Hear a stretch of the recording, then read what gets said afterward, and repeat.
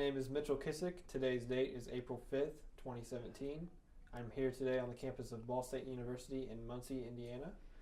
I'm interviewing Captain Brian Settles as part of the Ball State University African American Alumni Oral History Project. Well, welcome, Captain Settles, and first off, I'd like to thank you on behalf of the project for being here with us today. I'm delighted to be here myself, Mitchell. You can't know how nostalgic it is for me to come and walk the trails of Ball State's campus. All right, well, first off, let's start talking about your early childhood. Where were you born? I was born in Milford, Nebraska, a small town outside of Lincoln, where my 16-year-old mother, white mother, was having to deliver a baby that she had conceived with her African-American boyfriend. And it wasn't too popular in Nebraska back in the 1940s to keep babies looking like me. And so I was deposited at 7 days old in the Lincoln State Orphanage, where I spent 3 years before my African-American parents from Muncie, Indiana, were told by the welfare department that there was a biracial baby out in the Nebraska orphanage that was available for adoption. So that's where the grand, awful truth begins. The big adventure, right? Absolutely, absolutely. Now, do you know your biological parents' names by any chance? Well, I've written about it in my first book, which is about my Vietnam adventure, Smoke for Breakfast, a Vietnam combat pilot story, in which I tell the story of being on the playgrounds here in Muncie and having some of my playmates tell me that my adoptive father couldn't be my real father. And of course I was puzzled. I knew nothing about my adoption on being 5 or 6 years old. When your father looks like Shaquille O'Neal's brother, you've got some credibility issues out on the playground. And I ran in the house as I described in Smoke for Breakfast, and asked Mama, why did the children always say that Daddy couldn't be my daddy? And then she told me the awful truth about my white mother giving me away and being adopted and being brought to Muncie to grow up in our segregated neighborhood, all black neighborhood here in Muncie in the late 40s.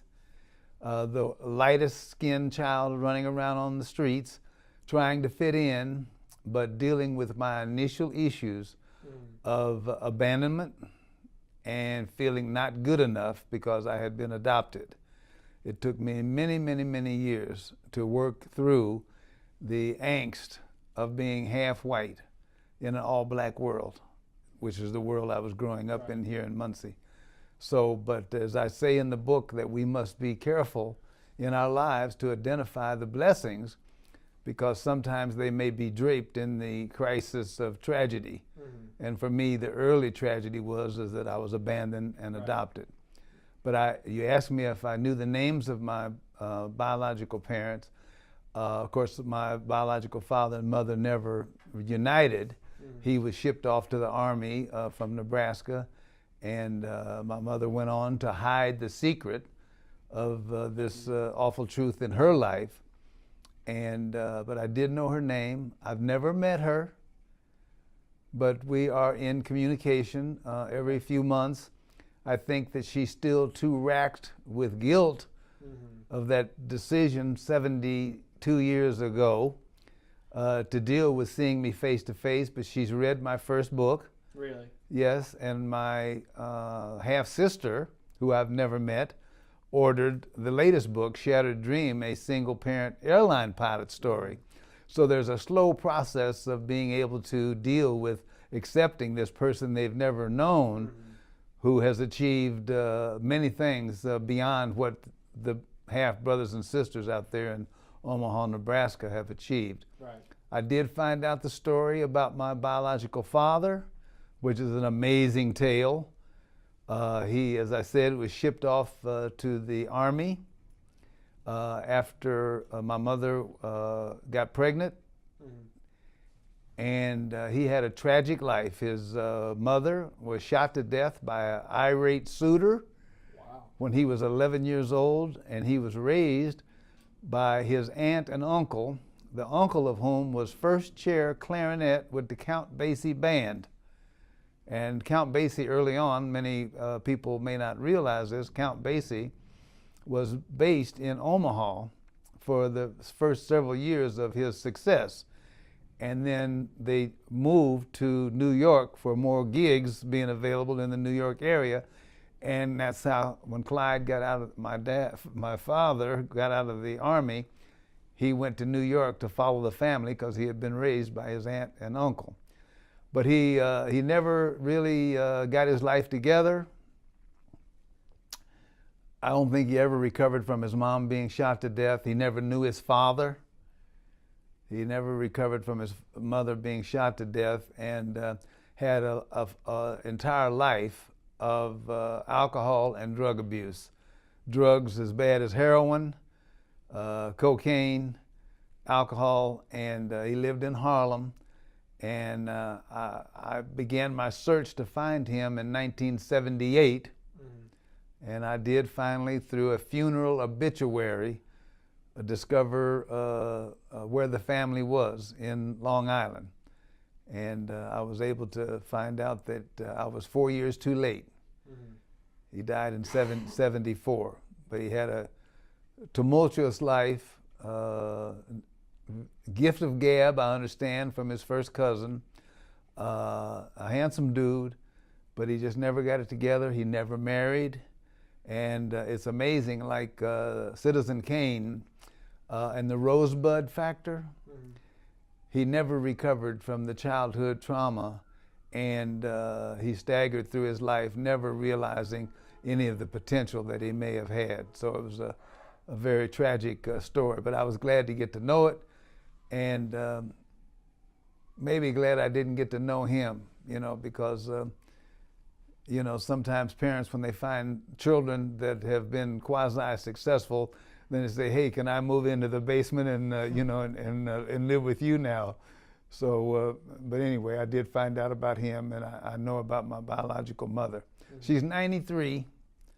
She's 93, and I think I'm okay with never meeting her because I have talked to her. Right.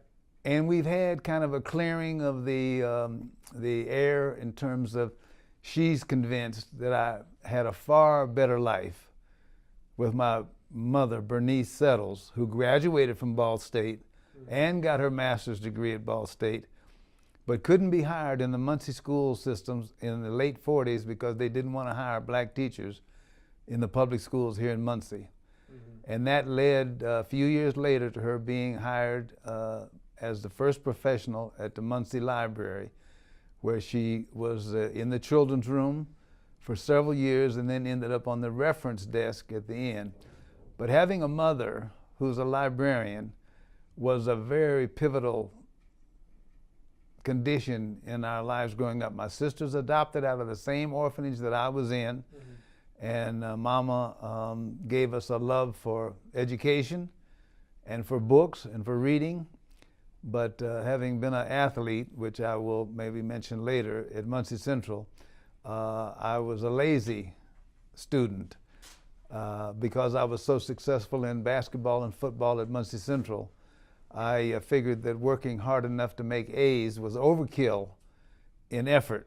And as long as I kept scoring points the way I was in athletics, I figured a B average was good enough. And unfortunately, the fraternity kind of got in the way of my excellent academic record here at Ball State. Right. And you mentioned your adoptive mother, Bernice, and that she was a librarian. Can you tell me about your adoptive father? Yeah, Haig Settles, Howard Settles was a college football player at, I think it was Alabama State. I don't know whether he finished his degree or not, but he was not particularly intellectual and very conservative. And he instilled in me the virtue of womanizing. And so my role model as a young boy was that a dude, if he's going to have any dignity at all, has got to have one or two main squeezes on the side of your main relationship. And his only counsel to me as a adolescent was, boy, if you're going to be out here screwing these girls, you need to wear protection. That was his main fatherly advice. That was his life lesson, huh? That was it. That was it. And he came in, I can see it almost as if it was last month. He came in one Saturday morning at 6 or 7 o'clock to the house, and my mother called him on it, says, Howard Settles, where have you been all night? And he says, woman, I don't have to tell you where I've been. He said, well, no man I'm going to be married to is going to come in here anytime he wants to. He said, I'll do as I please. And Mama made the mistake. She was sitting at his feet on the floor. She made the mistake of hitting him in the kneecap with a high-heeled shoe. And my father was, as I said, football playing tackle, 6'2", almost 300 pounds, jumped up and started slinging Mama around the room like she was a rag doll. And Mama was screaming, children, call the police. Now, I'm 6 years old. Call the police, call the police. And in those days, there was no 911. I mean, it was 289 4673, whatever it was. And there was no way that you were going to have that number memorized. So we're screaming and hollering, and Daddy left the house, and the divorce came upon shortly after that. But because of our athletic connection, Daddy and I, he lived only 7 or 8 blocks from us most of the time that I was here in Muncie in high school and then Ball State. And I liked visiting with him because it was kind of like dudes, hanging out together. And of course, every Sunday I'd go down and we'd watch either the NBA basketball games or the football games. And it was great, sharing that time with him. But it was annoying having the distractions of the back doorbell always ringing with people coming to buy bootleg booze from my father, because he bootlegged on holidays and on Sundays. And there was just a trail of people coming to buy booze from him. So what did he do for a living? What did Howard do for a living? He was a maintenance type fellow. He was a master carpenter. He actually was the lead carpenter in building the colored YMCA in our neighborhood over on, that would have been 2nd and Madison. Here in Muncie. They built the YMCA. We were not allowed to use the YMCA downtown. That was restricted to white folks. And Daddy helped build the colored YMCA, and they called it Jackson Park. They had a full-length basketball court and a swimming pool that I described in Smoke for Breakfast, of being permitted to run down, and occasionally they would have to shovel all the mud and glass and broken bottles out of it to clean it up, to fill it up with water so that the neighborhood children could swim. But he was on that project, and he could have been very successful as a carpenter. But Daddy, he wanted to make his money the easy way.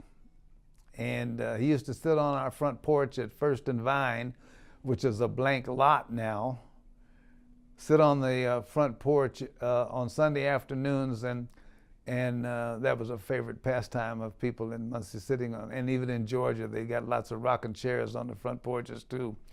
But Daddy would sit there on the front porch looking a half block down the street at a dude named Spec Johnson, who was notorious for bootlegging. And he would nudge Mama, look, Bernice, I've counted 15 cars go in and out of Spec's house in the last hour. That man is cleaning up. Daddy wanted to have a liquor store, but Mama, being a good Christian woman, always told Daddy, I don't want to make my livelihood off of the failings of other people. And she felt that anybody that put a glass of scotch up to their lips was doomed for a disastrous life. And from my time here at Ball State, she probably thought that I was going down that path myself. But Daddy bootlegged. I think he even had a little brothel thing going when I was about 12 or 13 years old. And so he really was not available, as a mentor. He was more like a peer. Okay. But I have some distant relatives in Muncie who did mentor me and pull me aside and encouraged me and inspired me to be a success, in addition to having the greatest mama in the world. Bernice Settles was the blessing that came out of the Nebraska State Orphanage. And you mentioned your father was an athlete, and maybe that was an influence on your athletic career here in Muncie. What age did you start playing basketball and football? Hey, this is Indiana, Hoosier hysteria, man. And as I said, from the abandonment issues and the adoption, feeling not good enough, feeling detached, like I described in the book, of like being a meteor that had landed on Earth, and was put into this little neighborhood in Muncie, Indiana, to figure out how to survive. Early on, I picked up on the neighborhood value of athletic success. Right. And of course, as soon as you can perceive reality, you know that being a Bearcat, a Muncie Central Bearcat, would be like making the NBA. And so I did not realize it at the time, but I had natural athletic ability. Found out later that it probably came from my biological father, who was a state championship high jumper back in Nebraska.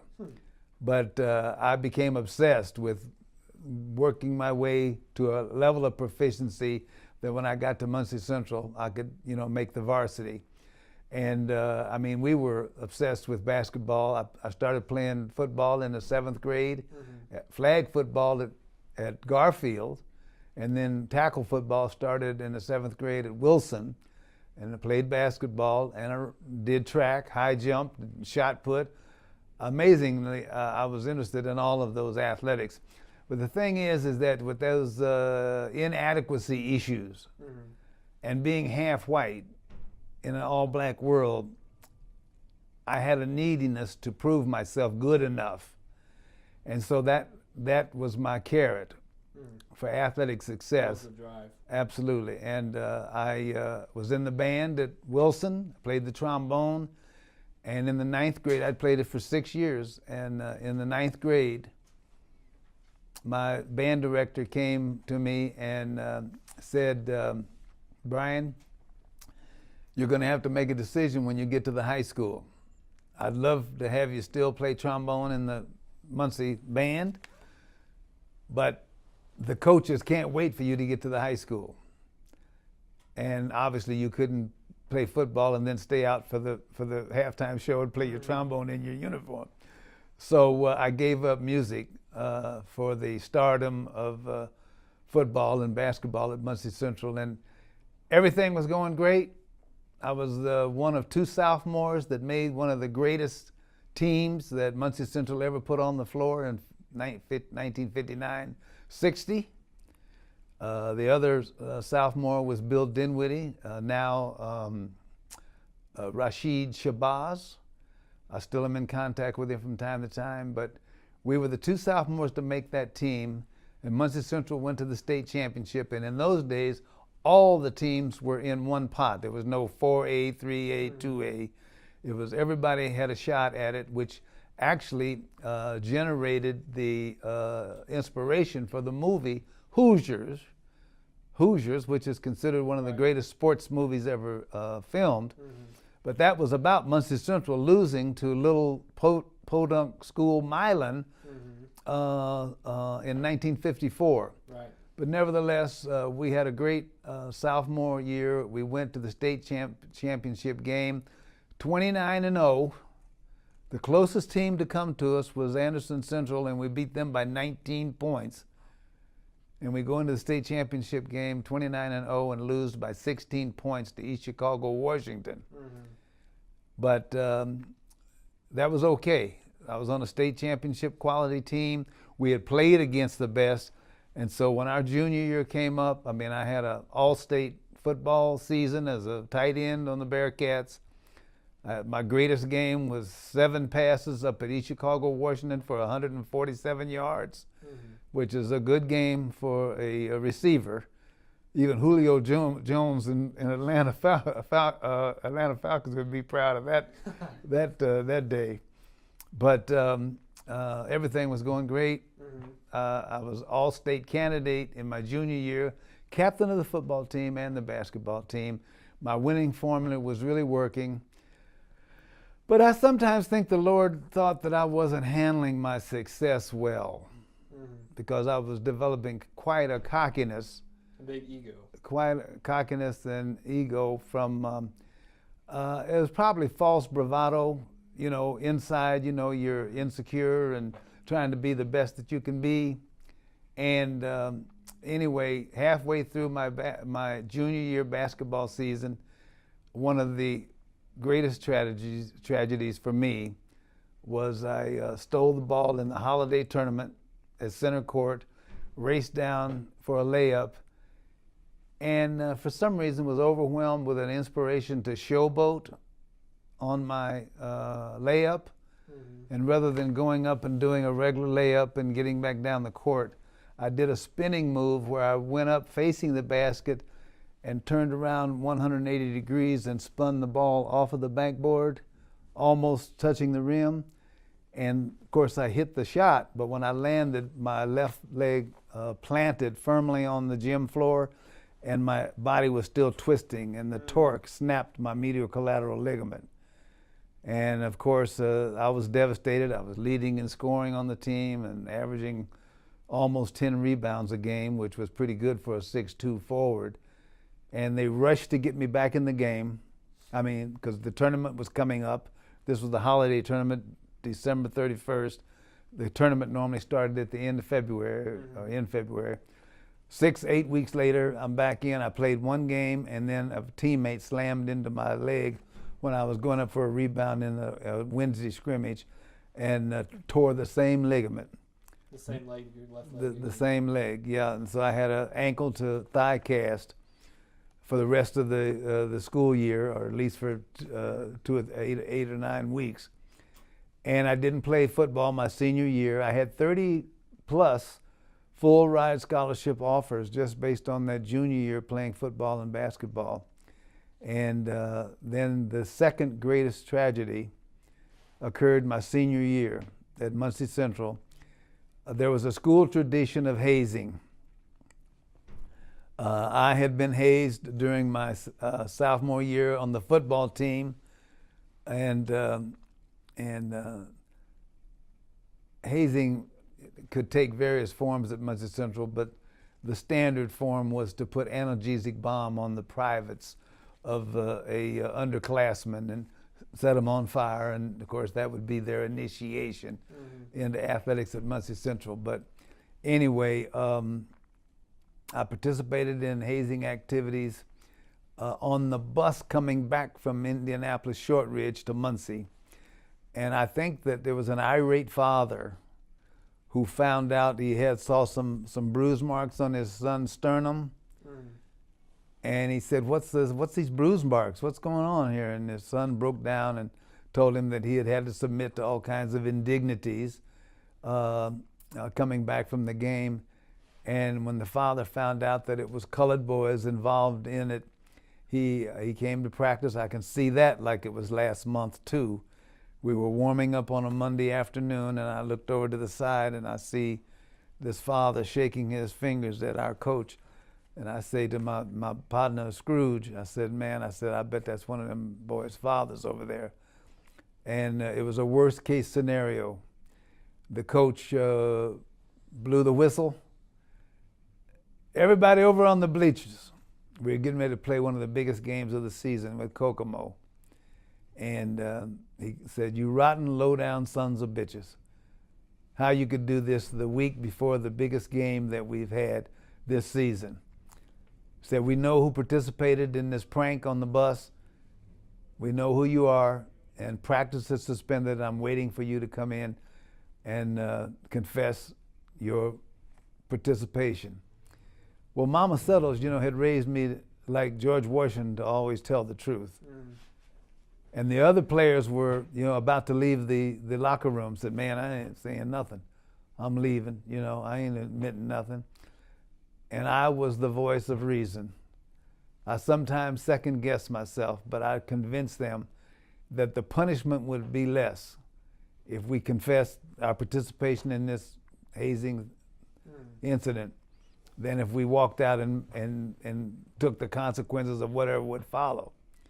And I never would have thought, being the captain of the football team, a solid student at Muncie Central, that they would have thrown us under the bus, right. Pun intended. Completely just threw you off the team. Well, the thing is, the father said, I know that you know about the history of hazing in this school, and I know that you tacitly accept it. But if those niggas are not kicked off the team, I'm going to prosecute the school, and all of you are going to lose your jobs. Right. So I try to put myself in their shoes. What would I have done if somebody was threatened to destroy my career over protecting or defending his athletes? So they sold us out. My partner Dinwiddie and I got kicked off the team. We were the two starters. We were number 5 in the state at the time. No, that was our senior year. We were number 5 in the state of Indiana, and 2 starters and the 6th and 7th men get kicked off the team. We had the fastest guards in the state, both of who were shooters, and we were expelled from school for a week and off the team for the rest of the year. And that was your senior year? That was my senior year. So those 30-something scholarship offers disappeared by the time I was a senior. And actually the negotiations for a scholarship to the University of Colorado fell through the summer of '62. So after your senior year? After my senior year, when my high school coach wrote a letter that had some language in it like, we feel that Brian Settles probably is too small to play Big Ten ball, but we thought maybe you could take a look at him out there in the Pac-8 or Big 8 or whatever it was.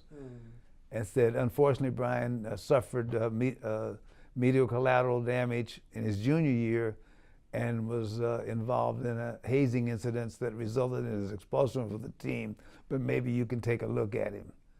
Now, any coach that's trying to recruit somebody to make a contribution to their team is not going to perceive that as a rousing endorsement for bringing on someone for scholarship. And I was not sophisticated enough back then to engage in the concept of being a walk-on, living here in Muncie, you know, and small-time mentality. I'm not going to go all the way out to Nebraska. So I registered late at the last minute for Ball State. One of the big blessings of being a Bearcat and the fact that I was very successful is I was hired by a prominent contractor here in Muncie, Bob Lane Construction, and they built many of the homes that are over here in Lanecrest, just adjacent to the college property. He hired me as a sophomore, as a laborer, and at only $1.35, $1.45 an hour, that was considered a great job. A sophomore in high school? Sophomore in high school. So I worked construction every summer, my sophomore, junior and senior year, and registering late for Ball State. Coach Hinga at the time on the basketball team found out that I had registered, tried to recruit me to play for the Cardinals, but I was so disenchanted with what I saw as being, you know, used, you know, by white people to get my athletic skills to enhance their professional careers, that I didn't want to subject myself to that again. Again, probably had some reservations about my ability to come back from the knee injury also, but those two elements were there. So I registered for Ball State late, but back in those days we were on the quarter system, and Ball State tuition back in fall of '62 was about $150 a quarter tuition. And I had almost $3,500 that I had saved working construction for 3 years, and I financed my way through Ball State. Right. Before we move on to your Ball State years, just to clarify a few things, you mentioned Garfield. Was that Garfield Elementary School? Garfield Elementary. And Wilson Middle School, right? Another thing that I wanted to ask was, where did you live in Muncie? The corner of First and Vine. First and Vine. Sounds like Hollywood, but it was First and Vine, and the Munciana projects were catacornered from our property. We lived on the corner. Somehow or another, before Daddy left home, they had bought the house next door to us, so Mama had that as rental property, and we rented that out. And with Mama being college educated, I mean, she was probably one of the few college educated professionals in that community. And so it was a humble neighborhood. It's fallen apart, and actually the projects were leveled and knocked down, and now they have lots of single family units. I drove through there yesterday, and people are keeping their grass cut, and it's lush and green looking. Must have been a lot of rain here in Indiana in the last few weeks, but everything is so nice and green. The fields were flooded on the way from Indianapolis. So it was a neighborhood that maybe a third of the people went to church regularly on Sundays, and we had a playground in the projects over there with what they called monkey bars and slides, and they actually had a couple of shower nozzles elevated on poles that during the very hot portions of the summer, the water department would turn on these outdoor showers, and the children would enjoy cooling off in these showers. But we played flag football over there in people's lawns, and tackle football, and it was great. And I was fortunate enough to have had the childhood experience of having two of the brightest students in our community be my best friends. And one of them, God rest his soul, was Brian Conley. Later, he converted to Islam, and I am not, his name is slipping my mind right now, but Brian Conley, Amir Shabazz, and then Greg Williams, who lived one block from me. And Greg has told a wrenching story of his childhood in Muncie. His book was titled Life on the Color Line, the story of a white boy who discovered he was black.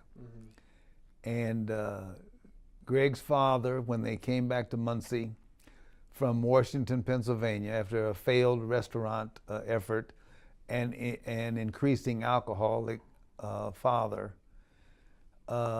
came back to Muncie, where Greg's father had been raised. And his father, whose nickname was Buster, said, "Come on, Billy." That's what he called Greg. "Come on, Billy, I want to take you down the street to meet this other half-breed nigger named Brian Settles, who's also got white mama problems." And so all of a sudden, here comes, when I'm 11 years old, knock at the door. I'm already struggling for my own identity, right, and hating the fact, that I'm half white and half black. Had childhood prayers in which I said, "Dear Lord, if you was gonna make me colored, why didn't you make me brown skinned, so I don't have to constantly ask these questions of why I look the way I do?" So here comes a white boy knocking on my door wanting to be my best friend. And Greg and I had a very, I'd call it challenging, uneasy relationship. We related to each other intellectually.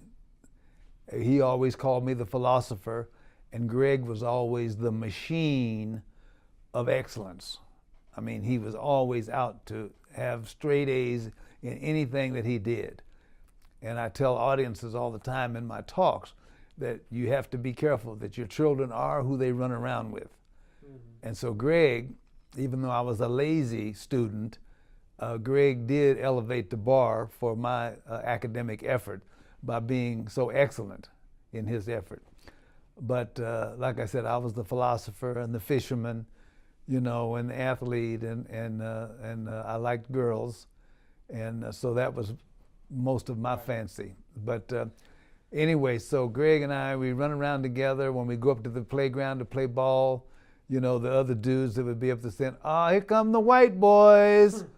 The white boys are coming up to play," you know. And how did you feel when you would come across situations like that where people would say, "Oh, here's these white boys," or "Here are those black boys," like when that dad came and shook his finger at you guys? Well, the thing is, you have to be able to project yourself back into the reality of Muncie you during the 50s, right? I mean, the restaurant that Greg's grandmother, Sally, worked in at the corner of Kirby and Madison had a sign in the window which always intrigued me as a young child. It says, "We reserve the right to refuse service to anyone." And my early naive question was, well, what would someone do to be refused service? And then a few years later, that question got answered, that was a very beautiful subterfuge, you know, for racism and discrimination. Kind of a low-key racism. Yes, it was not out and out saying no black folk served here type deal. Kind of a de facto, not a de jure racism. Right, and not as blatant as colored fountain, white fountain type thing. We didn't have that in Muncie. But we'd be up on the playground at Jackson Park when I was in high school playing basketball for hours and hours, and cars of white dudes would come by in pickup trucks. Hey niggas, you know, and your mama, you know, what are you gonna do? Yeah, you know, holler back at them, you know. And the thing is that the irony was that many of these dudes that demonstrated that kind of racism were in the cheering block, you know, cheering as athletes. Right. And normally the white athletes that we played ball with, you know, were not involved in that thing, but there were haters. There was racism and haters, absolutely. As I said, Mama, you know, fretted over the fact that she couldn't, you know, be employed in the school system, which was what she had worked like. I had worked to be a Bearcat, you know, all of my young athletic days. She had worked hard to become a school teacher and was certified, and never realized her dream of being able to teach school. So the thing is that there was a culture of racism that we, you know, accepted here. So, and that was the color line that Greg was on, because he lived in the black neighborhood. The white folks said, well, you know, you got the one drop theory was true with him. Right. If you got one drop of black blood, you black. And even though he looked stone cold white, you know, he was not accepted in the white community, and he had trouble dating because people knew the awful truth about him. Even though he looked white, the word got out. And then, of course, you know, we were the lightest things in the community. I think I had better acceptance because of being, you know, light-skinned than Greg had being completely white, you know. But I still caught grief. But the thing is that I turned that adversity into a fuel. I mean, I was going to be unstoppable going to the basket, you know, to score.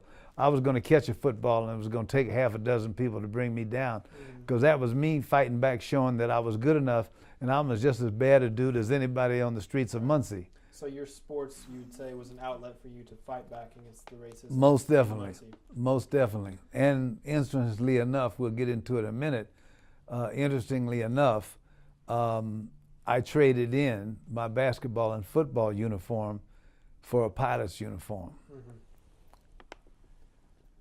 Now, another thing that you just brought up was that even though you were mixed, you had problems with both the white and the black community because of being mixed. Do you think that was a common thing in the United States at the time, or was it just in a place such as Muncie? Well, there were places in the United States, like on the coast, West Coast, East Coast, where integration was becoming more of a, you know, a natural evolution of society. So, you know, there were interracial couples, more interracial couples seen in the major cities across the United States. But, you know, Indiana was slow, you know, to come around. and actually part of my mischief at Muncie Central was violating the dating rules. It was not acceptable, socially acceptable for black dudes to be dating white girls, and I dated all the white girls that I could go out with, but it was all clandestine. Mm. You couldn't be seen in public, otherwise the girl's life would be ruined. Her parents would be mad. Her parents would be mad, and one girl that I was very fond of, a very, very bright girl, after the state championship my sophomore year, we began to date, and on the sneak, she would drive over into the hood after the sun went down and darkness was upon, our community, pick me up 3 or 4 blocks from my house. We'd ride out to Prairie Creek Reservoir and look at the stars and the moon and listen to the fish jump. But no one could know, that we were seeing each other. Mm-hmm. And the great irony about that is that her parents had season tickets to the Muncie Central Bearcat basketball games and sat 3 rows up from the floor. And I would look into their eyes many times when I would go on that side of the floor. Mm-hmm. and think to myself, now they're cheering for me now, but boy, if they only knew, what the deal was, which made a sense of, unreality to what we were experiencing. Kind of put everything into perspective. Yeah, well, like I said, I mean, I took delight in violating the social rules. There was something about me that I discovered many years later when I was running the aviation department at Delaware State, that I took the Myers-Briggs personality inventory, mm-hmm. and where they, through a battery of questions, determine what you might be suitable for. And this was at the end of my career. And I had suspected this all along, but anyway, in taking the Myers-Briggs inventory, I discovered that my personality was not suited for being an airline pilot, that I probably should have been teaching in a college someplace, right. Counseling and inspiring young people. But I discovered that I had a personality that indicated I liked coloring outside the lines, not finding any consolation in conformity. In my entire adult life, and there are many shenanigans described in my book, Smoke for Breakfast, a Vietnam combat pilot story, mm-hmm. in which I describe some of the shenanigans that fighter pilots get involved in, and not proud of it, but it was what it was. And fighter pilots live with a kind of a motto that I'm going to live and drink and be merry today because I might not be here next week. Mm-hmm. Not the way to live your life, but nevertheless, that's what it was. But so that was that experience here in Muncie with the no interracial dating. And my friend Greg struggled with that too, which was really absurd because he looked absolutely white. Right, and still there was a taboo on him dating white girls. Now, you talked about how you had all the 30 full ride scholarships, right? Yes. You lost them. You ended up at Ball State. So Ball State probably wasn't your first choice, was it? In all honesty, coming to Ball State, registering late, was kind of a manifestation of a real sense of defeat. Because I had such high hopes, of this great vindication for all of the hard work that had gone into the practicing and playing football and playing basketball and shoveling the snow off of the asphalt court at Jackson Park to play basketball during February and January as a child growing up. And all of my hoop dreams were dashed with that final expulsion from the team. So registering late for Ball State was kind of like, this was, it was in many ways looked at as complete failure of my athletic career. But I tell audiences all the time that really there is no serendipity. If you believe in God and you're out to be a good Christian, that God is ordering your steps. and registering late for Ball State. In the hallway outside the registrar's office, I ran into the equipment manager, white equipment manager, James J. Winters. He was the equipment manager at the Muncie Central Athletic Department. Ran into James. His father was a lieutenant colonel in the Indiana National Guard. And he says, B, you're going to be going to Ball State, man? And I said, yeah, I'm going to be registering for Ball State. My mother had talked me out of going to New Mexico Highlands University on a basketball scholarship. She said, don't go to some podunk school where you're going to get an inferior, undergraduate education. Ball State, she had a master's degree. Ball State is a great college, and you can get a great education out there. And maybe by some of my behavior in high school, she thought it'd be good if I'd be close to the house anyway. Right. And so Winters says, yeah, you gotta go to Ball State, but you got to get on the drill team. And I said, drill team? He said, yeah, man, we're going to have a blast, man. Drill competition all around the Midwest, chase co-eds, drink beer. It's going to be a blast. And I said, well, a couple of those options didn't sound that bad to me. I said, well, how do you get on the drill team? He said, well, you got to sign up for Air Force ROTC. Now, this is 1962, right? Vietnam is not cranked up yet. Right. And this is the summer before you started college, right? Right. And I said, man, I don't know, Air Force ROTC, do you have to wear a uniform? He said, well, only once a week. I said, man, I don't know about this drill team, Air Force ROTC thing. So as a lark, I signed up for Air Force ROTC to be on the drill team. Boys will be boys, gung-ho, you messed up a drill maneuver, give me 50 push-ups, give me 25 setups, I dug all that kind of jock stuff. But amazing thing happened on the drill team. 2/3 of the dudes on the drill team wanted to be Air Force pilots. Again, I tell audiences, your children are who they run around with. And all of a sudden now, these guys want to be Air Force pilots, which I had never built a model airplane. The notion of flying, did not appeal to me, but I had that spirit of adventure, that jock mentality. And my friend who talked me into joining ROTC says to me at the end of my junior year, he says, B, man, what are you going to do when you get on active duty? Because in the Air Force ROTC, you get your diploma at your institution, and then you get commissioned as a second lieutenant, and you go into active duty service. And I was a secondary education major with a concentration in Spanish. I had taken 6 or 7 years of Spanish. I'd studied the classics in Spanish literature, and was an English minor, studying the classics in American and English literature.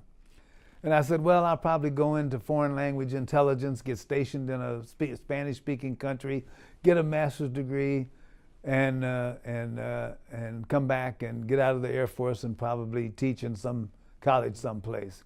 He said, man, the Air Force is exactly what the name says. Air Force. If you're a pilot, you're on the first team. And if you're not a pilot, you're working for those that are on the first team. And so my simple elitist mentality kicked in, and I said, wow, I've never sat on anybody's bench. And I said, if going in the Air Force being a pilot is what's happening, I'll take that.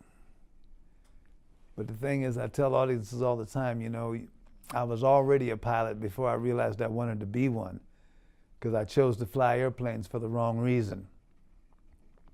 Not for an intrinsic love of aviation, not for fascination with airplanes, which I was fascinated with airplanes, but to look good. You remember, I flashed back to the neediness of abandonment, adoption, half white, always looking for something to prove my worth, and all of a sudden I had found a replacement for catching passes and scoring baskets, being a pilot. And it was an amazing career.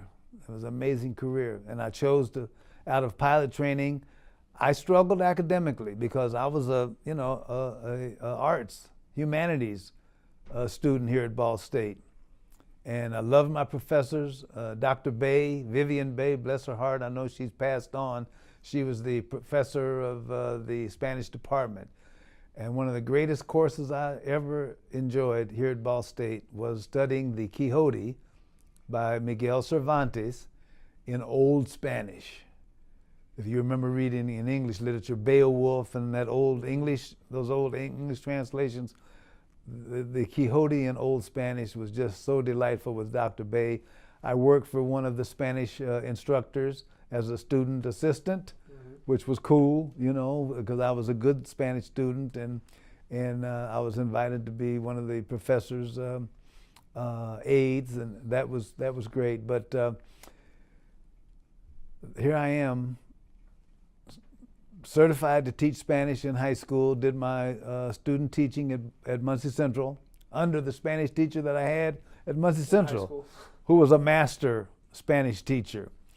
And I never taught until I had retired. I never taught a day in my life, but I embarked on this amazing career flying airplanes. And I volunteered to fly fighters, even though I was very ambivalent about the Vietnam War. I had my reservations about whether it was a good idea.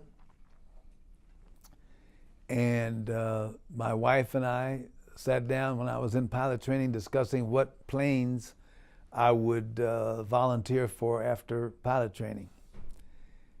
And as I said, I had struggled academically in pilot training, but I was a good stick. So I ended up in the middle of the heap in my pilot training class. And the only fighter assignments that were available to undergraduate pilot training graduates at the time were fighters to Vietnam, F-4 Phantom fighters.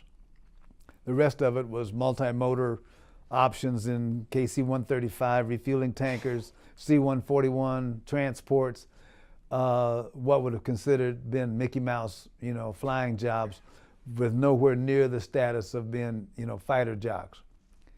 And so my wife and I decided we were going to have nothing to do with Vietnam. I bid nothing but the transport airplanes and knew I would be stationed in some safe place where you probably would be home most nights. And on the way to turn in my paperwork, I run into one of my best friend basketball player there at the base, who was in my class, big 6'4", Bob Lindsay, tight end for Florida State University. We run into each other on the steps, and he says, "B, man, I know you got that F-4 #1 on your list." Man, you know, I discussed it with my wife, you know, and the F-4 is going to get us sent to Vietnam, so I'm not going to go for that. He said, "Man, you know you want to fly the fighter. You know you want to fly the fighter. So if you don't get into tactical air command now, when you have the chance, you'll never get in out of some other command, like SAC or Military Airlift Command, flying transports." He said, "You know you want to fly the F-4. I mean, again, gung-ho, macho, dun-dun-dun, you know, off into the wild blue yonder." And so penciled out, first I put the F-4 Phantom, put the F-4 Phantom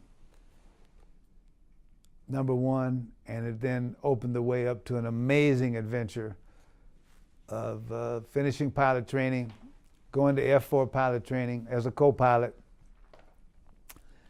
and then having the incredible experience now with, I've already said, my reservations about the war being a good idea. 2 or 3 missions from the end of my fighter pilot training, which we just had the anniversary of Dr. King's assassination yesterday.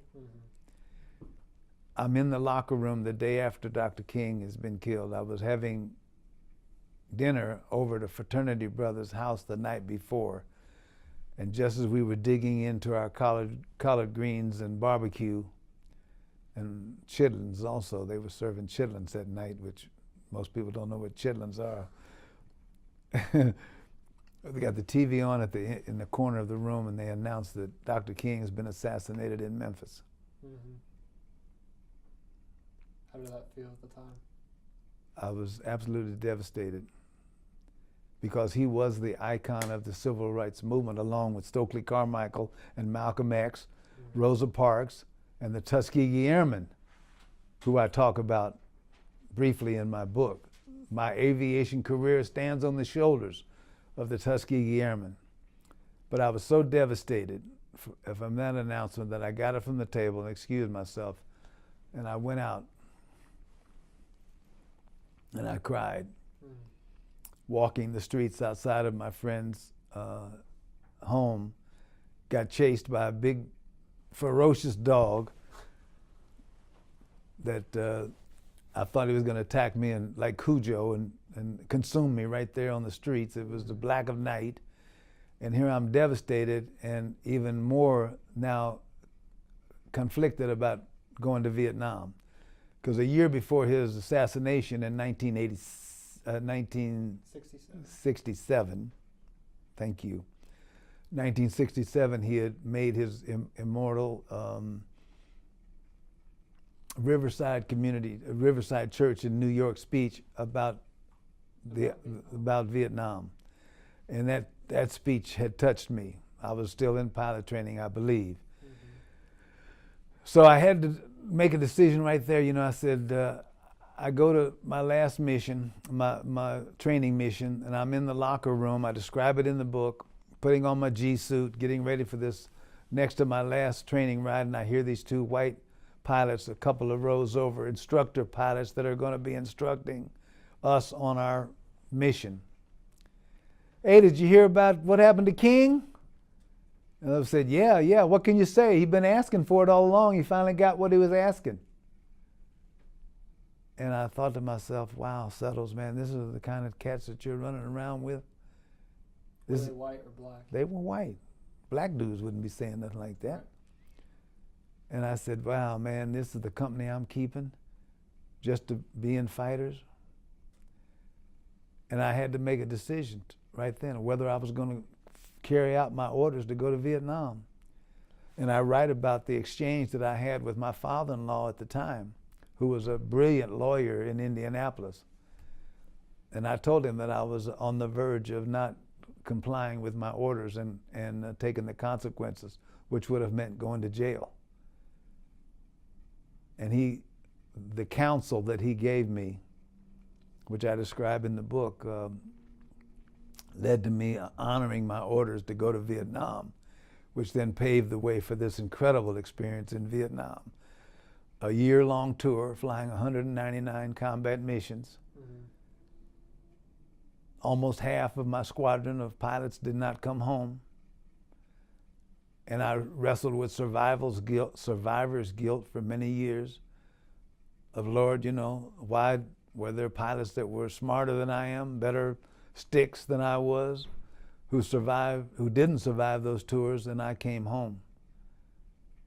And I realize now here in my retirement years that the Lord spared me so that I could be mentoring to these young people the way I'm doing in my life and giving back so much of this testimony that I have from coming out of a Nebraska orphanage and an adopted mother who was the greatest mother in the world, you know, and flying airplanes as a combat pilot, and then the KC-135 refueling tanker pilot, and then having a 30-year career as an airline pilot was just absolutely an amazing, you know, thing. But dealing with the conservative attitudes and many times racist attitudes of my fellow pilots, you know, made me realize that there's different kinds of smartness. People can be smart enough to fly airplanes, but they're not smart enough to figure out that we're all human beings, and that if we were able to exchange life experiences, our attitudes and philosophies would be different than what they are. We as human beings, for some reason, have this illusion that we're responsible for the cultivating of our own philosophies and ideas. But if we exchange places with someone else, we are able to see the world from their eyes and not the arrogance and ego of our own eyes. Right. Yeah. Wow, you just touched on a lot there. Just to clarify a couple points, you did your pilot training in Laredo, Texas, correct? At Laredo Air Force Base. You graduated Ball State in 1966, right? Yes. As a distinguished military graduate from ROTC, and I was in Blue Key. Blue Key honorary. Honorary. I was in Blue Key honorary, and I was the vice president of the fraternity, Kappa Alpha Psi, which I pledged here. I went over active as a Kappa in January of '64. So 3 years ago, I received my 50-year Kappa pin for having been a Kappa. A lot of shenanigans and didn't help my academic record here at Ball State being a Kappa, but it was part of that wild side of me that loved adventure and raising Cain.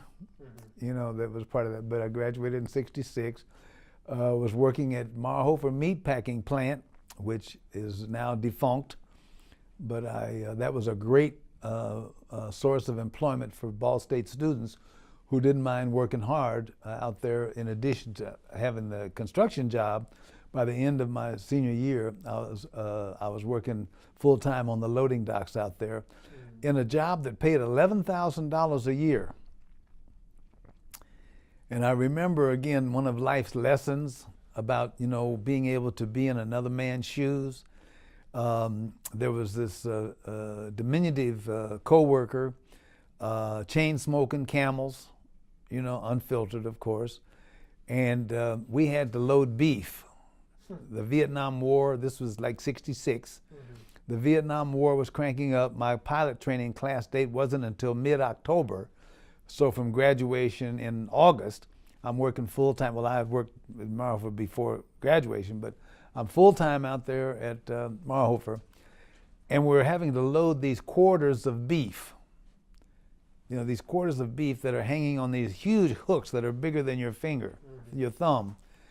And you'd have to swing this quarter of beef, either the hind quarter or the front quarter. We'd have to swing this quarter of beef up onto our shoulders and then stagger into this long semi-trailer truck, you know, that was waiting with someone in there with a big hook in the ceiling of the truck to then again hang this piece of beef on this truck. And my back was so bad after the first experience loading the truck that I went to a chiropractor who got the kink out of my back. But I came back to work full of protest.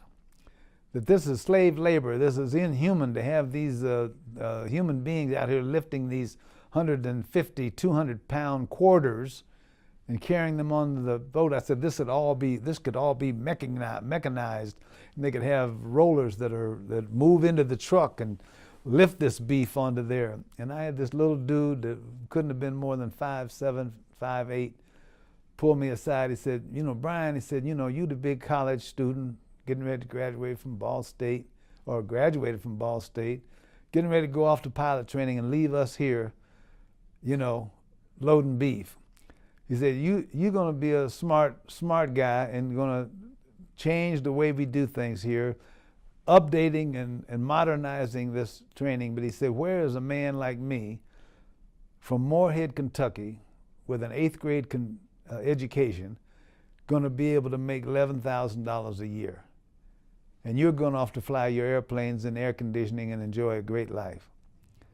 And I got it. I was leaving them behind. Had full of ideas and everything, but they weren't in any hurry to stop carrying beef for that $11,000 a year. And that was a great lesson. That was a great lesson that I learned there. And I went into the Air Force as a second lieutenant to Air Force pilot training, and my gross salary for my second lieutenant year was $5,200. And so I was glad that they had those good jobs. Of course, that's part of what's happened all across America, is we've lost those great manufacturing jobs. In the automobile, Muncie died because of the end of Chevrolet and Westinghouse and Borg Warner, absolutely. That was the source of middle class in Muncie, who could buy homes and buy new cars and have health insurance and vacations. And all of those jobs were sold overseas while America slept. And then they come back, you know, during Obama's administration saying, jobs, jobs, jobs. When are you going to get our jobs back? And the jobs had quietly, over a 20-year period, for material capitalism, been sold out. So big business sold out the American worker, and they weren't able to replace those jobs and that ideal of the American dream. They weren't able to replace it fast enough to keep the middle class solvent in this country. Right. I kind of want to go back and touch on a few things you mentioned from your Ball State years, if that's okay. One of them being Kappa Alpha Psi, your fraternity. Mm-hmm. You were vice president of your fraternity, right? And treasurer my senior year, when one of our brothers had a failure in integrity and was suspected of dipping his hands in the treasury. So I became the keeper, I think it's of the exchequer is what it was titled, the treasurer of the fraternity my senior year, yeah. Mm-hmm. Yeah. So what kind of activities did you and your fellow Kappas partake in? Maybe philanthropies, or just did you guys just hang out around Muncie? Well, there was drinking, and then there was philanthropy. I was Dean of Pledges, I think my junior year, and I was interested in the fraternity pledge experience looking a little different than traditionally. And I was greeted with some opposition of wanting to shift into a more community service, right, make a contribution type activities. And I wanted to get away from some of the tradition of the different variations of hazing that existed in different fraternity pledging experiences. So it was about that.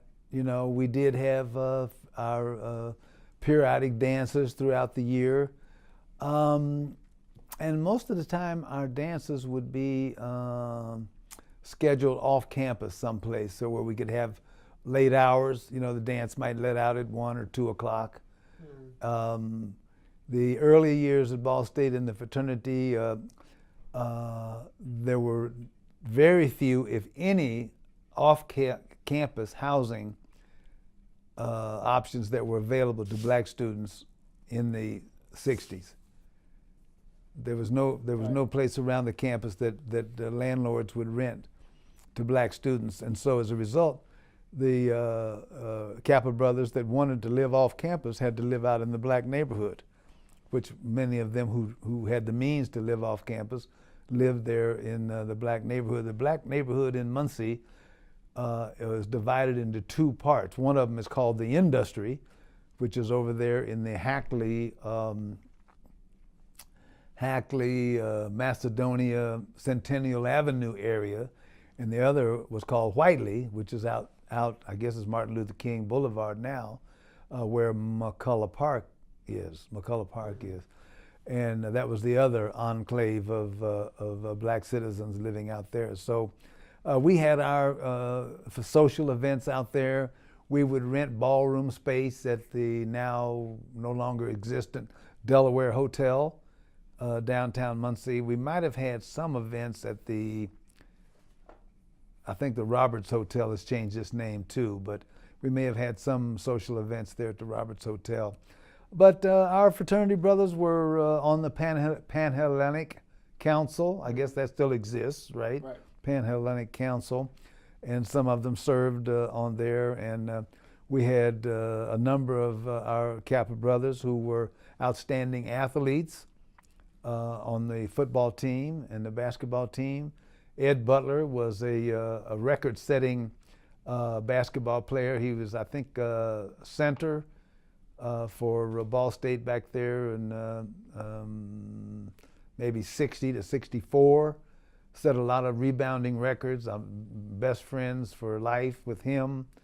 And James U. Todd was the polemarch or president of the Kappas while we were here at Ball State.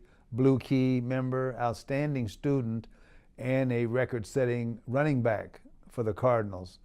And all of their success we vicariously, enjoyed, as a Kappa brother out there having Ball State students screaming for their success as they scored touchdowns and scored points.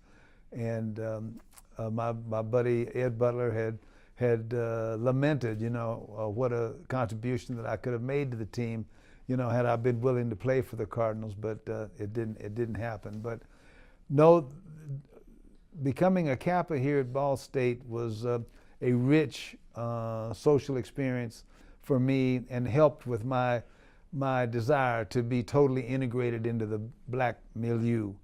And I enjoyed my Kappa years. It did take me away from my studies, but I graduated, with a light B average from Ball State, which was the same thing I graduated from Muncie Central with. I almost had the same acumen from both, but I loved some of the classes that I had here at Ball State, particularly the psychology. I mean, I could have studied psychology and been a counselor. I was just naturally drawn to counseling. And I loved the literature, but I was a slow reader. And so it was quite laborious trying to pile through some of the reading assignments in the short time span that you had to do the reading. You mentioned your Blue Key Honorary Award. That was in May of 1966, correct? Can you kind of explain what the Blue Key Award was? Well, now, are you comfortable with that date? Well, there's a picture of you on the ball, in the Ball State Daily News on May 19th, 1966, with you and 6 other Blue Key Honorary Award recipients. Okay. Can you kind of explain what that award is? Well, it's an award, I assume, for good citizenship, for academic excellence, and leadership. Demonstrated in the campus life. Mm-hmm. My friend Jim Todd, who is inducted into the Blue Key, also was awarded a membership, and it was a nice accolade, to have for that time. I was honored, to be submitted for it, and it was just something nice to say, oh, you're a member of Blue Key. That's great, but. How it manifested itself after Ball State, I'm not sure, other than people saying, oh, wow, this guy was Blue Key. So did you expect the award? Did I expect it? Yeah. No, because I was, a renegade, couldn't say I was a pilot yet and everything, but I was always out for adventure. Quite honestly, I drank too much. I think I was socially uncomfortable, just aware of myself and not having really come to a place in life where I was acceptant. Yeah, man, you're half white and you're half black, so what? Keep on moving. But I wasn't yet at that place here at Ball State, and so I think that I used alcohol and drinking as anesthesia. Mm-hmm. Now, in that picture of you receiving the Blue Key Award, the 6 other guys were all white. Coming from Muncie, would you say that Ball State was any different in its race relations? Were things better here, or was it just the same as Muncie as a city? Well, Ball State's dropped in the middle of Muncie. The Ball family started the institution, and it has their name. My mother, told me stories when I was growing up about, this was the bastion, the home of the Ku Klux Klan. That as a young girl, they sat on her front porch and watched the Ku Klux Klan parade go by their house in Knightstown, Indiana. Mm-hmm. Population 5,000, right? About 40 miles from here, going toward down southwest of Newcastle. And having a game of trying to identify the people that were underneath the hoods by their mannerisms and the cane that they were walking with. And, being called, nigger, playing basketball up there at Jackson Park, listening to the talk on the construction site, which was mostly, poor white dudes from Tennessee and Kentucky that came up to take advantage of employment opportunities, and and listening to them talk, that half the time them not knowing what I was, but have the arrogance to talk about whatever they wanted to talk about. And there was a Celotex board that we used to insulate the exterior walls of homes. That Celotex board was kind of like a gingerbread brown, but all the workers referred to it as nigger board. And say, hey, you don't put a hole in that nigger board, man. You know, and man, all right, we need to put another sheet of nigger board over there. And I went to the construction supervisor, foreman. Now, you know, I'm a chump change laborer, you know, but I'm an athlete, so they know me from Muncie Central. And I said, you know, I would appreciate if you could talk to the construction guys about not referring to Celotex as nigger board, because it's offensive to me, and it makes it hard for me to have a spirit of contribution around here. You know, now I had no rank, you know, it was no union, and it was pretty audacious, you know, for a cat like me to say, I'm making a request that, you know, you tell the troops not to use that term. But they did talk to them, and they stopped using it. So I'm building up to, you know, this is what Muncie was like. And the thing with the being called the names, playing basketball up at the park, and working at Marhofer, you know, there was racism. And so there was a culture of racism here in the United States, and we came out to Ball State, and we felt that really, you know, the administration, the people at Ball State were interested in advancing harmony in race relations, but it was like the mentality was not an aggressive mentality. My wife, who graduated 10 years after I graduated, 10 years after I graduated in the 70s, remembers walking through campus and having white boys up in the dorms hollering out, hey, nigger girls. You know, these are Ball State students, you know, but it was like not so uncommon, you know, as to be common. And so I felt that the institution was just not capable of moving progressively and aggressively in dealing with race relations. You know, it was what it was. Change will come. You got to be patient. All of these kinds of you know, platitudes. And as a result, you know, I mean, I acknowledged Ball State for the great education that I had, because I flew with pilots who went to institutions from all over this country. And I would always compare the quality of my Ball State education with any of these educations that they got at LSU, University of Texas, you know, UCLA. I got my master's at University of Southern California, which was also a great institution. I got an international relations MA there. But, you know, we had our world, our black world here at Ball State, and then there was the white world. And that was just the way it was. That was the way it was. But it being that way served as inspiration and fuel to continue to seek excellence and victory in your professional life. So Blue Key was great, you know, that it helped me to have a sense of, Right. Yeah. And it made my mother very, very proud also. Yeah. Yeah. Made her maybe see that you weren't just here partying, you were actually going to class and doing well. Well, yeah, you know, I was sure of my grades. She wasn't financing my education. Right. But I wanted to let her know that, you know, even though I was, you know, partying heavily, I was still making A's in Spanish, you know, and I was making B's in psychology, and my education courses, I was doing well, and wanted to know. And I remember one afternoon I came home, you know, and I had been out drinking late the night before. And she sat in the car and she says, Brian, she says, I'm really concerned about you, you know. I see you reading, you know, you're studying English literature and Spanish literature, and I was in love with the classic writers.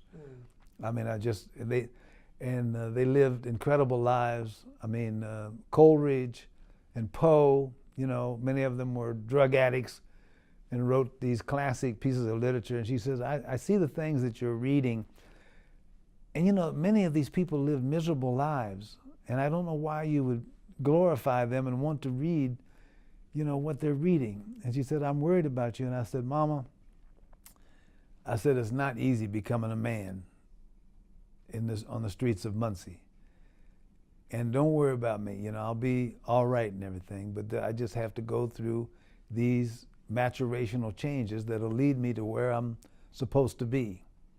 But she didn't want me, you know, reading and like Hemingway and Faulkner. They were both big fishermen, big drinkers, you know, and quite frankly, there was some kind of appeal, you know, with the living on the edge, which is why I became a fighter pilot and kind of the way I, you know, lived my adult life, even as an airline pilot. Yeah, but Ball State was great, but I didn't think they were doing, you know, all they needed to do in improving race relations on the campus. Maybe it's not a fair, you know, assessment. May not be a fair assessment. I don't know. So they had the right mindset, maybe, but they just didn't do anything about it. Well, just moving too slow. Right. I mean, you know, they've said that, you know, and I'm not saying Ball State was the oppressor, but the oppressor does not relinquish power voluntarily. There have to be inducements. And quite frankly, I mean, my best friend, Brian Conley, that I mentioned, was a radical leftist, you know, and when I told him I was going into the Air Force after ROTC, he said, man, what you gonna do when the revolution comes? You're gonna be in Whitey's army, you know, and when they come to this neighborhood and you come back, which side of the barricade are you gonna be on? It was a powerful question. And of course, we had all kinds of intellectual jousts over the best way to proceed into equality in our society. But that was a burden that I carried into Vietnam, that I had sold out on the movement and the work that needed to be carried forward from Ball State. I had sold out on the movement by going into the Air Force and then going to Vietnam to die in a war that I didn't own, which was the title of my first version of Smoke for Breakfast. This is an abridged version of No Reason for Dying, a reluctant combat pilot's confession of hypocrisy, infidelity, and war. And my editor and I got together a couple of years ago and decided that we would trim it down from 450 pages to the current number of pages, 300, and I'd retitle it Smoke for Breakfast, which I perceived was maybe a little bit less controversial title among veterans. Okay. Now you mentioned that one of your best friends was very much anti-Vietnam. It's been noted in several books, such as Ball State and Interpretive History, that on Ball State's campus, there really wasn't that protest movement against the Vietnam War. Going to Ball State in the mid-'60s, at the start, maybe when things were heating up in the Vietnam War, were there any rumblings maybe about the war or anything at all in that war? So Mitch, you asked me about any anti-war activity or student movements on campus. You have to remember, again, the chronology of this thing. I mean, Vietnam was really getting cranked up in 1965 and 66 when I graduated and went to pilot training. But the real anti-war protests didn't start until the late 60s, 68, 69. Black Power was coming into focus. I mean, the Black Panthers were being attacked and hosed down by the FBI during the late 60s. and the anti-war movement was really reaching its zenith there probably in the early 70s. I don't know what year it was, but again, you have to remember I was operating in an Air Force ROTC environment. We were all, going to the military and obviously embraced the mission, or we're going to accept it whether we believed in it or not. But I was surprised after I graduated Ball State that the student protests became so violent or vocal here at Ball State that they actually shut down the Air Force ROTC program. Really? Now this is my understanding. Now you better check the history on it, but I think Ball State invited ROTC off campus during the early 70s. And I don't even know whether they're back. I think ROTC is back on campus now, but that was Ball State's manifestation of opposition to the war machinery, which were producing, obviously ROTC producing these officers that are going in to carry on the military mission. But I did not experience that myself.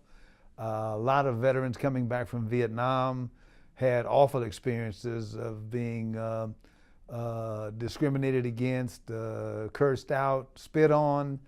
I had my own demons of Vietnam, to deal with in my post-Vietnam life.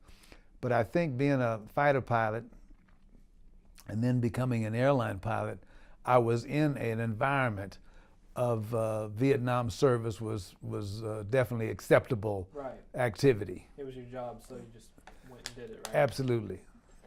Now, another thing that was going on while you were at Ball State was the civil rights movement.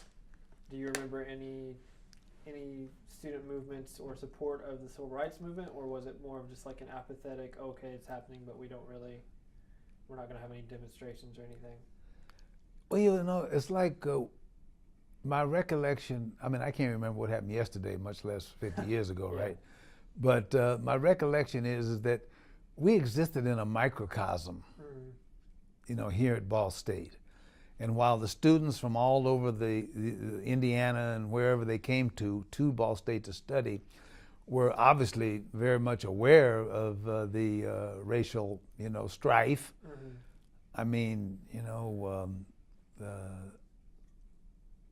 Martin Luther King being killed, Bobby Kennedy being killed while I was also in Air Force training, Emmett Till in Mississippi, brutally murdered, and I think I must have been maybe 11 years old, 12 years old. We knew that all this stuff, the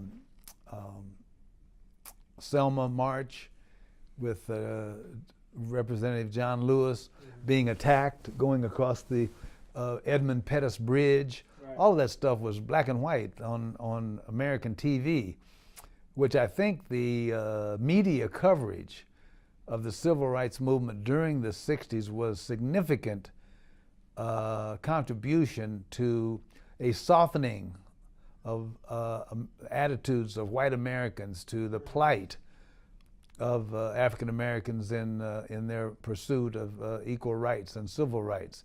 And we probably gained a lot of supporters from the media coverage of it. So here at Ball State, I can't remember, any particular protests. I'm sure at some of the Pan-Hellenic meetings, there was some issues maybe raised about black Greeks, being denied full access to maybe some facilities for activities. I'm not sure, but we did have some brothers in the chapter that were involved in different human relations councils and that kind of thing to advance the conversation and to aid in improving racial harmony. And earlier you also mentioned how you were a big fan of Dr. King, clearly. Were you aware of Malcolm X when he was alive, or at least at the time of his death, or anything? As a result of having Brian Chico Conley as my best friend here in Muncie, Brian was brilliant. I mean, he set the curve in every class that I was ever in with him. He was a straight A student, but he was very dark complexioned. And in some of my discussions with Greg over the years, I really had concluded that the discrimination that Brian was the victim of from blacks as well as whites made him so bitter that he wanted not to participate in American society on any kind of a inclusive level. In other words, he preferred to be a rebel on the outside fighting for justice, and he lived here in Muncie. He could have been running any corporation, he could have been a doctor, a lawyer, anything that he chose to be, but he stayed here in Muncie and he fought City Hall for his entire adult life, converted to Islam, and he was in the streets. He was in the streets, and actually I often, juxtaposing my own adult life with Chico's life, felt that I had really dropped out on being an active participant, in the movement. My participation was more subtle, and working in the groups and the organizations, and when forced to have a conversation with a pilot that had come wrong about race, then I would do my teachable moments thing with my colleagues in the flight deck and in the military. So do you think that maybe had you not joined the ROTC or had to go off to Vietnam, that you would have been more like your friend Brian? It would have been a much more militant, protest-oriented existence, most definitely, yeah. And that made it hard, I mean, I admired Brian's intellect so much. I mean, you could pose any position and he would slash it and burn it, forcing you then to recover and come up with another position, that you could justify. Like I say, it was just really searing intellect, and Greg and I both acknowledged that. Brian was very hard on Greg, because Greg, was the white boy among us, and he didn't treat Greg very, very well, and they had an enmity that didn't permit really a sense of closeness between them. And then, of course, Greg and I went on to play ball at Muncie Central. Chico, who was about 5'6" or so, was not going to play basketball. He was too thin to play football. So we were in classes together, but there was no connection between Greg and Chico. But my connection is that Chico was so hip.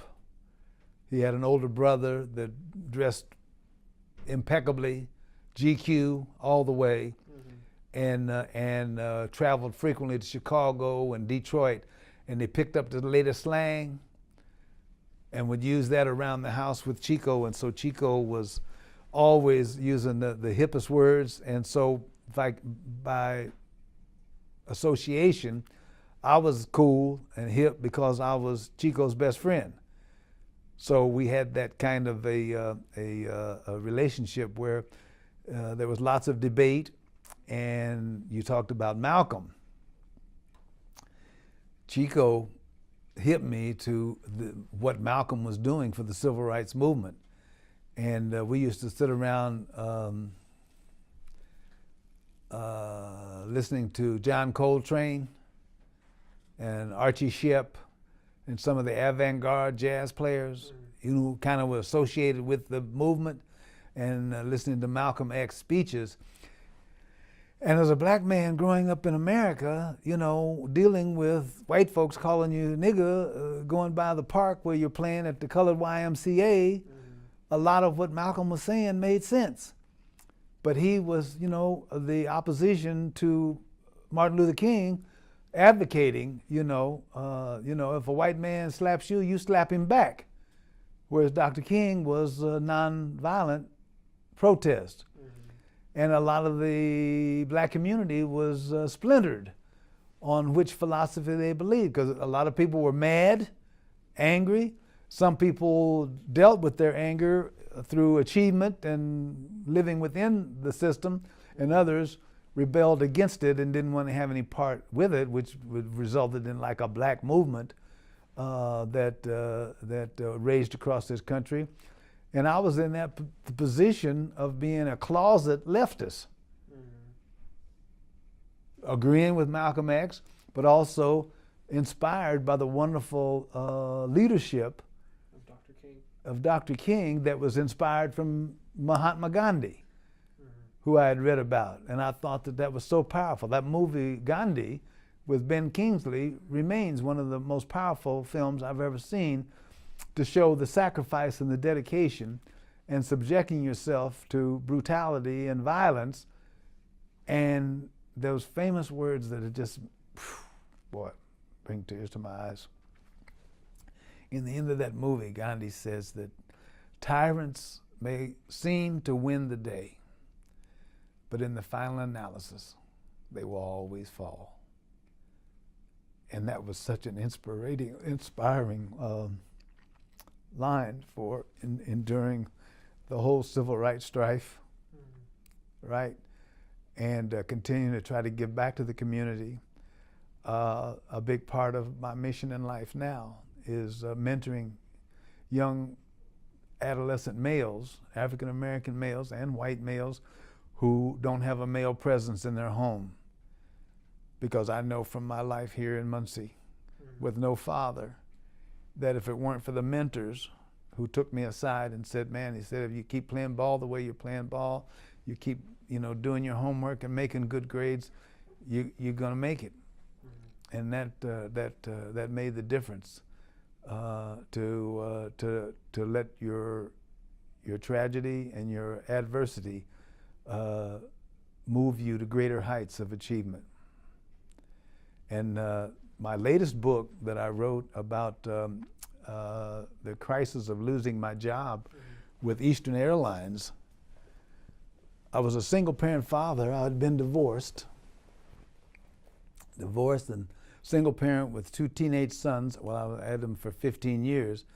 But here I am, a co-pilot with Eastern Airlines, single parent father living in a beautiful neighborhood in Stone Mountain, Georgia. And you lose your job. You make the decision to strike along with the rest of the pilots that have voted to strike. And as a lark, I chose to drive a cab, thinking it was going to be a 6-month lark, just maintaining cash flow to keep the for sale sign out of the yard. Right. And that 6-month lark turned into a 2.5-year nightmare, driving 300 miles a day in Atlanta traffic, 6 days a week, sometimes 7, to make the minimum that I needed to survive. And I wrote about that in Shattered Dream, a single-parent airline pilot's life, of what it was like going from the cockpit and the glory. Remember my neediness about looking good? And now it's like the Lord was subjecting me to an experience that was going to teach me some lessons about what's really important in life. And the life lessons that I learned about humanity and myself driving that cab 300 miles a day in Atlanta was a powerful experience. Like Vietnam and surviving that 199 combat missions in the fighter, it was too extraordinary of an experience, worrying about keeping my sons alive. One of them was in college at Georgia State, and the baby, as I call him, was 14 years old, latchkey, staying there at the house for 12, 14 hours at a time by himself. And they both had guns drawn on them at least twice while they were growing up.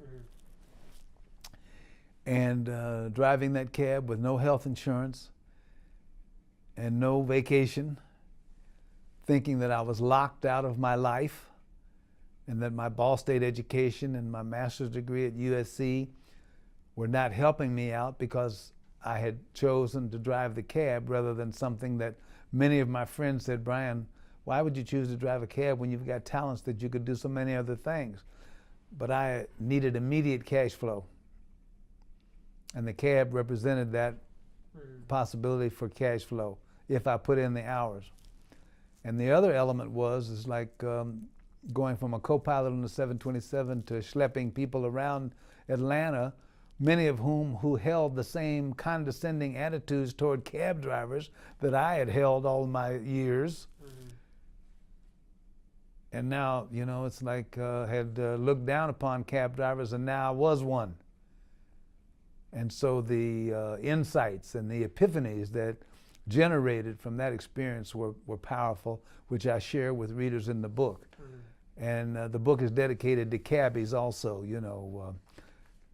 driving that many hours every week, making 1/3 of the salary that I was making with Eastern, mm-hmm. was a real eye-opener. And then, of course, I share with readers the wrenching challenge of getting back into the profession that I had flown in for 15 years. There was a radical change in the interview process from when I got hired by Eastern Airlines, and the human resources elements that were implanted, the screening, the psychological testing. There were a lot of cowboys or even rogue pilots that were flying airplanes for airlines in this country, and the airlines were interested in trying to develop screening processes that would be able to eliminate some of the rogues before they got hired. Mm-hmm. And so it was a much more complicated gauntlet of interviewing that you had to go through, and I described the agony of failing in some of my airline interview attempts mm-hmm. because of my own naivete and arrogance.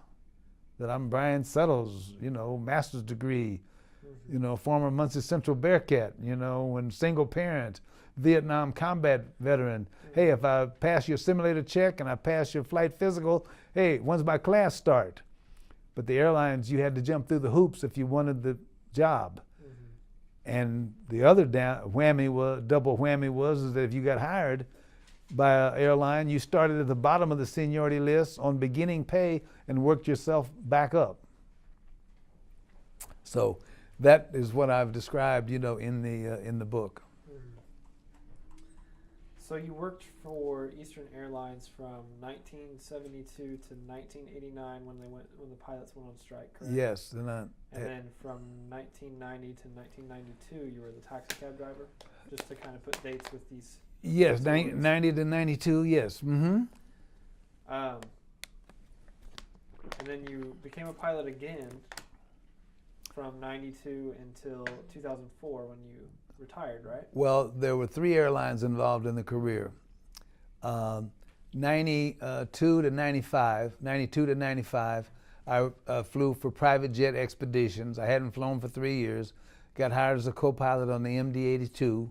6 months later, they had expanded to a level where I was promoted to captain, and I flew captain for 2 years with private jet. And they had a great airline operation, but some of the senior people were stealing more money than they were putting in the bank. So they went out of business on April Fool's Day of 95. I write about the wrenching experience of losing a dear girlfriend to cancer during that period. And I got hired by ATA Airlines, based over here in Indianapolis, Indiana, in August of 95, and I was able to finish my career with them. I only got 9 years, but still I finished my career, and I retired as a Boeing 757 captain, flying passengers all around the world, and it was just a fantastic vindication for all that I'd gone through in my career, but unfortunately the age 60 rule knocked me out of the flight deck at my 60th birthday. Through your piloting career, what was a high point for you? Okay,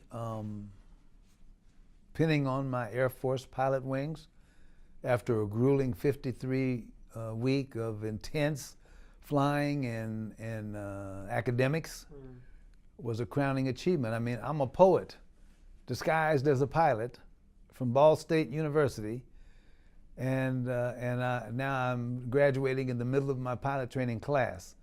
And like I said, I mean, I was not really suited to be a pilot, but I enjoyed being a pilot because of the status of it, and if you could keep a steady job, the pay was pretty good. I mean, I retired in 1960, working 12 days a week and $165,000 a year, so you can live with that. And of course, surviving that tour in Vietnam when many of my friends didn't come back, and I write about it in Smoke for Breakfast, what it's like dealing with survivor's guilt. right? So that was a crowning achievement. Certainly the birth of my sons. I did kind of wear a badge of self-acknowledgement, being a single-parent father with my sons for 15 years, and they're both great fathers today. I've got 6 grandchildren, and I'm very, very proud of them. And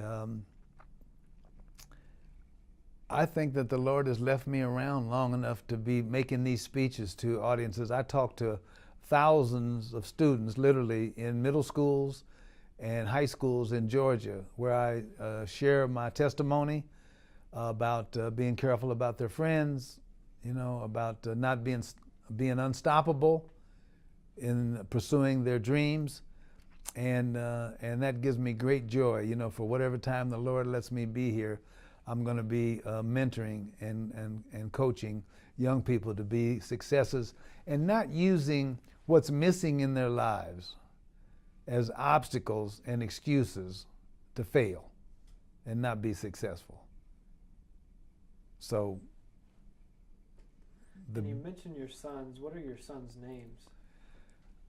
Number 1 son is Amiri Saavedra Chavis Settles. As I said before, my most enjoyable class here at Ball State was studying the Quixote in Old Spanish, and to acknowledge that work, I named my number 1 son. His middle name is the family name of the Shakespeare of Spanish literature, Miguel Cervantes de Saavedra. So I named him Miri Saavedra. And number 2 son is Rasan Michael Settles. Rasan Michael Settles, and they're great young men, and love them to death.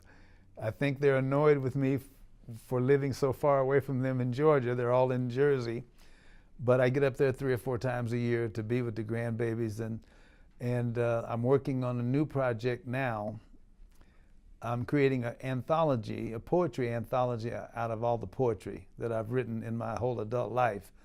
I thought that was outstanding. In literature classes in Ball State, we would always read these anthologies that gave the reality that the poets and authors were experiencing around the works that they created. And so I'm doing that now. I'm creating the reality that existed that gave rise to some of these poems that I wrote during my adult life. Now, what would you say is keeping you in Georgia then? Is it the fact that you're an adjunct faculty member at Mercer University, or is it just because you've lived there for so long? Actually, it's economic, Mitch. Economic? Yes, I can't afford to live in the home that we're living with my wife in Georgia. We couldn't live in that house in New Jersey because of the higher standard of, not standard, but cost of living. I would love to get up there. I think my sons are punishing me, deliberately not being in contact with me on their own initiative to make me wish that I was living closer. But I don't let that stop me. I still call them and check in, and I go up and visit. And we go fishing and to different events and have picnics, and I take the grandbabies to the swimming pool, but I wish there was some way to live closer to them. But Georgia is a much more kinder, gentler reality than the urban sprawl and madness of New Jersey and New York. I have PTSD every time I go up there because of the aggressive driving, the rudeness, and at my age, I'm trying to manage my stress at a acceptable level. That's completely understandable. You had an amazing 40-year pilot career, and I think something that's interesting about you is that when you weren't piloting, you always went back to that secondary education and that wanting to be a mentor or a leader. An example of this would be when you were the undergraduate student counselor and assistant dean at Rutgers University College in New Jersey. Yes. Can you kind of tell me a little bit about that? That's great. You're watering my eyes that you brought that up. You're right. I mean, it really underscored the fact that I probably was, in the wrong profession, because I always felt that, being a pilot was like a selfish endeavor. I enjoyed it. I mean, often the cliche up there at 35,000 feet among us pilots was, man, can you believe they pay us what they pay us to do this? Because it was not like work. Once you knew what to do, you had the skills to deal with any kind of crosswinds, bad weather, whatever the challenges were as a professional pilot, and to make the kind of bread that you could make. I mean, it was like being paid to go fishing, which I might have preferred to do that than dealing with the challenges of stress of being a pilot. But it was a wonderful experience. I lost your point there for a minute on what. My point was that when you weren't being a pilot, you always kind of came back to being a secondary education and being a leader. When I was laid off from Eastern 19 months after I was hired, but due to the oil embargo of 1973-74, I didn't want to get into a flying job while I was waiting to be rehired to Eastern. And I always had probably from my Ball State experience, had a natural enthusiasm about campus life and working with students and helping them to negotiate their way through the challenge of being successful in college with all the problems that students have.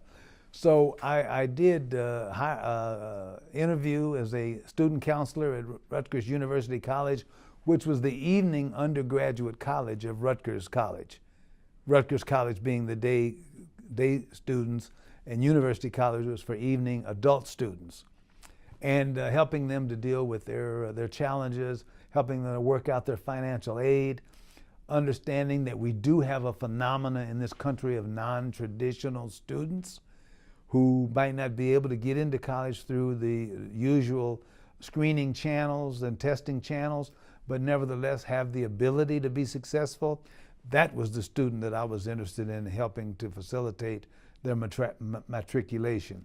So it was a joy, it was a labor of love, I owned it. I was only making $12,000 a year, but when you enjoy your work, it's not like work. And then of course I was blessed after the end of my career to be assigned to that chair position at Delaware State University running their aviation department. They had a magnificent Bachelor of Science degree in aviation. They graduated their students with their course requirements in the liberal arts, and all of the certifications, private pilot, instrument, multi-engine, instrument, certified flight instructor, all of the credentials they needed upon graduation to be hired as commuter airline pilots, which of course is the minor leagues for stepping up to the major airlines. So I love that program. I love teaching these students. I mean, I was the living example of what they were all pursuing. A seasoned airline pilot with 20,000 hours of multi-engine jet time, combat veteran, and there to teach them about pilot safety and how to have successful careers. I owned it. Now, I think we're coming to the end of our interview here. Would you say that you think that your legacy moving forward would be this as a pilot, or would it be more as this mentor and this leader for these kids? What do you think your legacy would be? It's the combination of the two. How a biracial kid, out of a Nebraska orphanage, overcame, his obstacles, battled his demons, and won, and had adversity, perseverance, faith, and ultimately victory to get to a point in his life where he could spend his last days giving back to young people that think that their adversities and their challenges are the greatest challenges that every human being in the history of the earth ever experienced.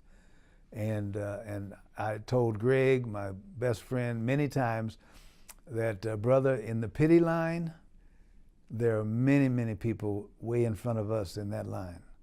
So we have to thank God for the blessings that he's given us, and we have to use every day and every breath that we have continuing to inspire young people and living the example that we've gone through all this adversity to finally manifest. All right, well, on behalf of the Ball State University African American Alumni Oral History Project, I want to thank you again, Captain Settles, for coming and speaking with us today. Your story's been great. Thank you for the opportunity, and don't forget to tell the viewers that Smoke for Breakfast and Shattered Dream are both books that are available on Amazon, but personally autographed copies are available through my website, www.captainbriansettles.com. And right. Thank Ball State for this opportunity.